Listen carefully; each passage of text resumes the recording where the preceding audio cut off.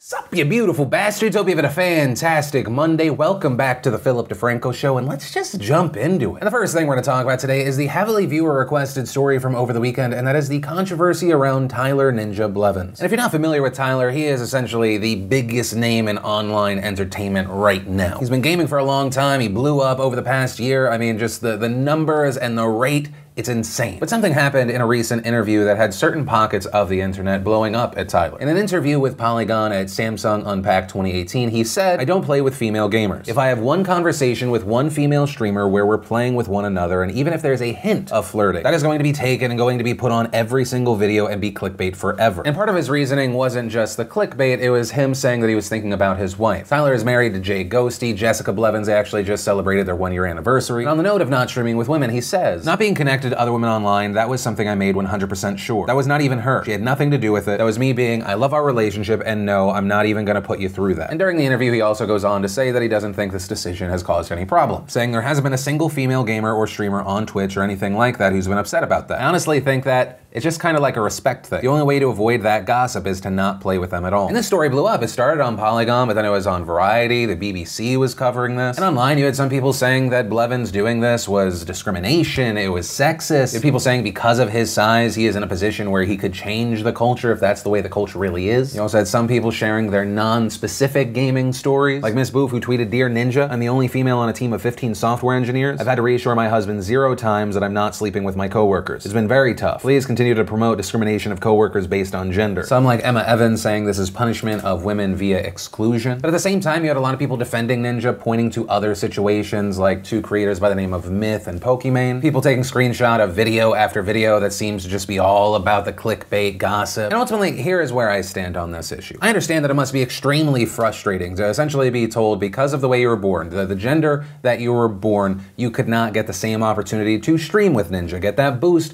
with Ninja. Right, it can feel very much like it's even more of a boys club because one of the most popular people has this standard other people might follow. But at the same time, I am extremely sympathetic to what Tyler is talking about here. For the longest time, anytime we had a woman on the vlog or show, Jessica Negri, Ashley Sky, hell, even the first few months of staff. In the past, I'd hired people like Meg Turney, Trisha Hirschberger, whoever else. People would always take small key moments and go like, oh look, something's definitely happening there. And from those situations, you'd see comments in the comment section on social media, but then also people would contact my wife. And they would send her stupid, horrible shit, and then I would end up feeling responsible because I just wanted to make this video. And keep in mind, my show now and my show then is just a fraction of what Tyler Blevins has now. So I understand his position as a husband of not wanting his wife to have to deal with that. And you could argue, well, he's in a position to help change the culture, and a lot of people have been, I think, falsely saying that this is just gaming culture. Well, yes, the gaming community and the gaming world can be extremely toxic. It is not limited to the gaming world. For example, over the weekend, Tiger Woods was trending, and it wasn't just because he came in second place, he almost won, he had an amazing final round. It was also heavily because people kept sharing these pictures and short video clips of Tiger Woods hugging Koepka's girlfriend. Koepka is the golfer who beat him. And there's this one still that in the video seems innocent enough, but it looks like she's just like, oh my God, Tiger Woods. And from there, it was just comment after comment of like, oh, you better watch your girl. Oh, Jenna Sims wants Tiger. Tiger's back in all the ways. So I look at Tyler Blevins's situation and I go, well, I get where he's coming from.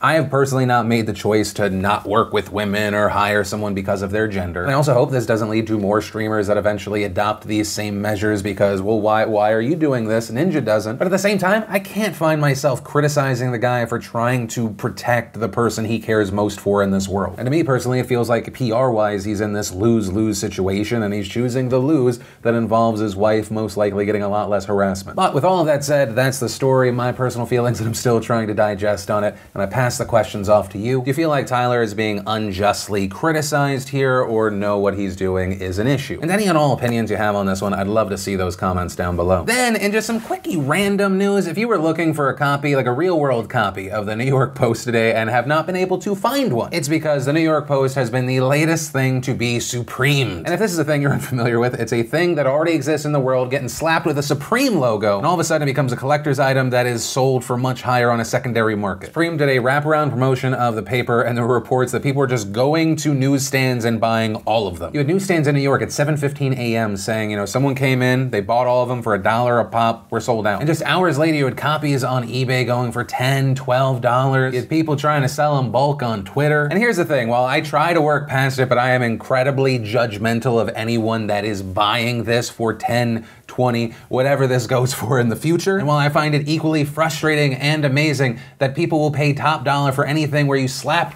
a single word logo on it, although I will say, if you want to snag one of our pretentious tees, they're limited edition. Specifically, they are limited to the number of people that will order them for the lifetime of the design. For the next 36 hours, if you use coupon code HYPOCRITE, you'll get 10% off that shirt. But I actually have a lot of respect for the people with the forethought and the hustle to go buy all of these for $1, knowing that there are clout chasers out there that'll be like, I have to have it. $50 a course. I'ma frame it. So I guess really just respect to them and only them. And also, this is a thing that exists in the world. But from that, I want to share some stuff I love today. And today in Awesome, brought to you by Squarespace. Whether you need a domain, a website, an online store, make it with Squarespace. It's just so easy to make a beautiful website or online store with Squarespace's all-in-one platform. I mean, you have nothing to install, patch, or upgrade ever, but if you want to tweak and you want to make it your own, you can. And so, if you want to make the smart move like many from the nation already have, go to squarespace.com/Phil, start your free trial, and when you realize you love it, make sure you enter an offer code Phil for 10% off your first purchase. And the first bit of awesome we had today was Ken Jeong answering the web's most searched questions. Then, if you're in the mood to question everything about existence, we've got Wormholes Explained, Breaking Space-Time. Then we got a sneak peek for Ralph Breaks the Internet. We also had Nina Dobrev teaching you Bulgarian slang. We had Cristiano Ronaldo on sneaker shopping. We got more awesome from the infographic show on weird things Americans do. And if you want to see the full versions of everything I just shared, the secret link of the day, anything at all, links as always are in the description down below. And then let's talk about what happened at Seattle-Tacoma International Airport. And if you didn't see, on Friday, Horizon Air employee Richard Russell stole a plane. Russell was a ground service agent. His responsibilities included towing and pushing the aircraft for takeoff and gate approach, de-icing them, handling baggage. And according to reports, Russell used a pushback tractor to move a 76 twin-engine turboprop plane from a maintenance area into a position where he was able to take off. And at 7:32 p.m., that's exactly what he did. He took off without clearance, and he ended up staying in the air for over an hour. And while he was up there, he was followed by two F-15 jets from the Air National Guards of Washington and Oregon. And while Russell was up in the air, he periodically spoke with air traffic control, and for me, it's genuinely heartbreaking. He seems apologetic and references his mental health. I got a lot of people that care about me,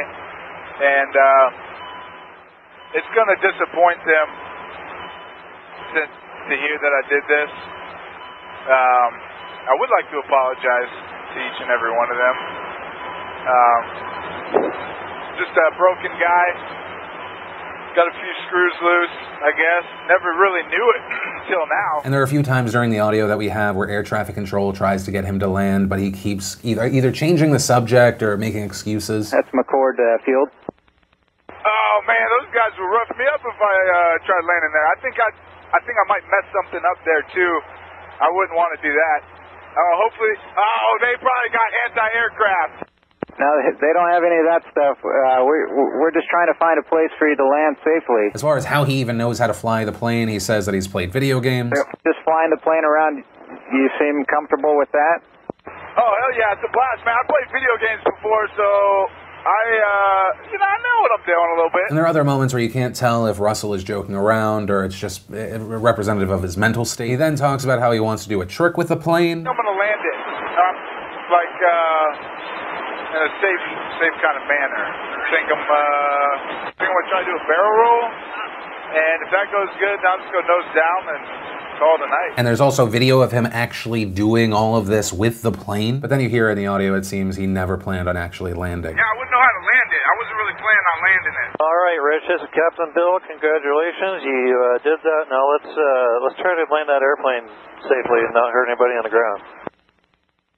All right. Nah, damn it. I don't know, man. I don't know. I don't want to. I was kind of hoping that was going to be it, you know? And ultimately, the plane crashed into Ketron Island, which is approximately 25 to 30 miles away from the airport. And what they found was that there was a fire started from the crash. Russell died, but there were also no other injuries and no other structures were hit. And following all of this, what we know now is that the FBI is leading an investigation into the incident with the help of the NTSB. The FBI field office in Seattle saying in a statement, "We are going to be thorough, which means taking the time needed to scour the area, delve into the background of the individual believed responsible, and review every aspect of this incident with all appropriate public and private private partners. Also at a press conference on Saturday, you had Alaska Air Group CEO Brad Tilden saying that he sends sympathy to the family, saying that they'll try to learn what they can from this tragedy. All 23,000 of us want to express our sincere sympathy to his family, his loved ones, and his coworkers. Safety is our #1 goal. There's nothing more important to us. Last night's event is going to push us to learn what we can from this tragedy so that we can ensure this does not happen again at Alaska Air Group or at any other airline. But also seemingly calling into question how Russell could have known how to do what he did, saying there were some maneuvers that were done that were incredible maneuvers. I don't know how he achieved the experience that he did. But on that note, as of right now, it's unclear if Russell had ever taken flight lessons or used a flight simulator. As far as his background, according to reports, Russell actually passed all of his necessary background checks. And while the FBI says that they don't believe that this is connected in any way to terrorism, that this incident has exposed a security gap. There was also a statement after this from the family where they say they were stunned and heartbroken, saying he was a faithful husband, a loving son, a good friend. And right now, I'm not fully sure where this story ends. Even showing his face and name, I end up being conflicted. Even though it appeared that he never intended to harm another individual, he ended up being the only casualty from this. Does it make sense for us to use the same rules that we've had for years for mass murderers, where we don't want to essentially incentivize people to think if they do something big and horrible to themselves that we'll talk about them, right? Make their name and image infamous. Or do we feature that person because it's important to remember that this was a human being who had mental health problems? And by showcasing a person and their name, you make them more relatable, and so you make the mental health conversation more digestible to someone that maybe scoffs at mental health topics or says it's for the weak. And so I'm torn on it, and I'm trying to figure that part out. And then the other part of my brain, I wonder about security. I personally agree with Errol Southers, a former FBI agent and transportation security expert, who said, "The greatest threat we have to aviation is the insider threat. Here we have an employee who was vetted to the level to have access to the aircraft and had a skill set proficient enough to take off with that plane. And I wonder, is there ever a way to fully be 100% secure when it comes to some sort of mental health issue?" I mean, the situation brings up memories and a slight comparison to Germanwings Flight 9525. Back in 2015, the co-pilot of that flight, once the captain was outside, locked the cockpit door and deliberately crashed the plane. And following that horrific tragedy, there was a lot more conversation about how many people should be in the cockpit at minimum, rather than let's have a renewed focus on mental health and giving people opportunities and utilities and things in their lives. I don't know, and obviously I don't want to fully compare the two. With the person that we're talking about today, they seemingly did not want to hurt anyone else, whereas the deliberate crash in 2015 had a fatality count of 150. But where I leave this story is a question to you on how do you feel about this whole situation. Then in every facet of life these days is a reality show news. We have Omarosa and Donald Trump in the news. Good old Omarosa Manigault Newman. So if you don't know Omarosa, she popped into the spotlight back in 2004 when she was on Donald Trump's show The Apprentice. She then had repeat appearances in 2008 and 2013. She served as the director of African American outreach for the Trump campaign, and once he was elected, she was hired as assistant to the president and director of communications for the public office of public liaison. And as you might remember, in December of 2017, it was reported she was forced out of her job and fired by Chief of Staff John Kelly. Some reports saying she had to be physically dragged from the White House after she allegedly tried to enter the presidential residence. Well, a stint on Celebrity Big Brother and a book deal later, and she is back in the news. On Sunday, Omarosa went on NBC's Meet the Press with Chuck Todd to promote her new book, Unhinged, an insider account of the Trump White House, in which she calls the president a racist, a bigot, and a misogynist. And before the interview even started, Meet the Press played a secret recording that Omarosa made of John Kelly firing her. There are pretty significant legal issues that we hope don't develop into something that will make it ugly for you. But I think it's important to understand that if we make this a friendly departure, we can all be, you can look at your time here in the White House as a year of service to the nation, and then you can go on without any type of difficulty in the future relative to your reputation. And we then hear Omarosa ask if she can ask a couple of questions. Kelly says it is a non-negotiable conversation. And as far as where this recording took place, reportedly it was in the Situation Room. We're talking the real Situation Room, not like where Wolf Blitzer's plopping around. And so for those keeping score at home, Omarosa just admitted to secretly recording the White House Chief of Staff in one of the most sensitive rooms on the planet. It's a secure room that's generally used for national security crises and where cell phones are not allowed. And during this interview, Chuck Todd also asked if Donald Trump knew that she was being fired, and this will be notable in a second, but she responds. I know he knows because I've talked to him subsequently. And he said he delegated. I delegated. So he knew that John Kelly was going to take me into the Situation Room and lock me in there, threaten me, and say that things were going to get ugly for me and there would be damage to my reputation. During the interview, she also said she was complicit in the lying that this administration does and did, also commenting on the president's mental health. I was complicit with this White House deceiving this nation. They continue to deceive this nation by how mentally declined he is, how difficult it is for him to process complex information, how he is not engaged in some of the most important decisions that impacts our country. I was complicit, and for that, I regret. And she closes by saying several former employees have NDAs where they're being paid $15,000 a month for their silence. In fact, there are several former employees from the White House who actually signed this agreement, who are all being paid $15,000 for their silence. So then, this morning, not even a full 24 hours later, Omarosa is on the Today Show and she releases another audio clip. And in this one, she secretly recorded the President of the United States, who was saying that he was unaware of this firing. Omarosa, what's going on? I just saw on the news that you're thinking about leaving. What happened? General Kelly came to me and said that you guys wanted me to leave. No, nobody even told me about it. Nobody. Wow. You know, they run a big operation, but I didn't know it. I didn't know that. Yeah. Damn it. I don't love you leaving at all. And so like I said, Omarosa's statement the day before, all of a sudden there appears to be a discrepancy. And on that note, she says that there were subsequent conversations. And in this interview, she specifically uses the word probably. Right. This tape shows him saying, oh, I didn't know you were fired. Is he lying? Yes, because there were subsequent calls after that. Okay. There is a complete organization between the two of them. He probably instructed General Kelly to do it so that he could keep his hands clean when he spoke to me. So we know that there's a recording, but she also seems a lot less definitive as far as who actually pulled the trigger. And as far as is Omarosa worried about the legal consequences here, she said... But are you should be concerned? Are no, you? Absolutely not, because I have protections. The moment that I've decided to blow the whistle on a lot of the corruption going on in the White House, there are protections that are afforded to me. And there's also part of this interview about allegations that there's a tape with the president saying the N-word on it. She says there's multiple tapes of it, but I'm not really covering that part because it doesn't really pertain to what we actually have right now. And as far as the reaction from Trump's camp, obviously, they were none too happy. Even before these interviews aired, you had White House Press Secretary Sarah Huckabee Sanders saying, "It's sad that a disgruntled former White House employee is trying to profit off these false attacks, and even worse, that the media would now give her a platform after not taking her seriously when she had only positive things to say about the president during her time in the administration." And on Sunday, after the recording aired, Sanders said that it was a blatant disregard for our national security, then adding to brag about it on national television further proves the lack of character and integrity of this disgruntled former White House employee. You also had Ronna McDaniel, the chairwoman of the GOP, tweeting that it isn't just wildly inappropriate, it's a threat to our national security. If she broke federal law, she should be prosecuted. Trump's lawyer Giuliani on Fox and Friends said that it was violating national security regulations. She's certainly violating national security regulations, which I think have the force of law. Yeah, I would think she is. I mean, I have to look at it more carefully. And is she violating every bit of trust and that people should have in someone? And then we had President Trump responding on Twitter. Wacky Omarosa, who got fired 3 times on The Apprentice, now got fired for the last time. She never made it, never will. She begged me for a job, tears in her eyes. I said okay. People in the White House hated her. She was vicious but not smart. I would rarely see her but heard really bad things. Nasty to people and would constantly miss meetings and work. When General Kelly came on board, he told me she was a loser and nothing but problems. I told him to try working it out if possible because she only said great things about me until she got fired. While I know it's, quote, not presidential to take on a lowlife like Omarosa, and while I would rather not be doing so, this is a modern day form of communication, and I know the fake news media will be working overtime to make even Wacky Omarosa look legitimate as possible. Sorry. And adding, Wacky Omarosa already has a fully signed non-disclosure agreement. And so that is where we are right now, but honestly, the way that the situation is just coming out, there could be 5 more updates by tomorrow. And as far as where I personally land with this story is, the drama of this story really doesn't stand out to me. I'm not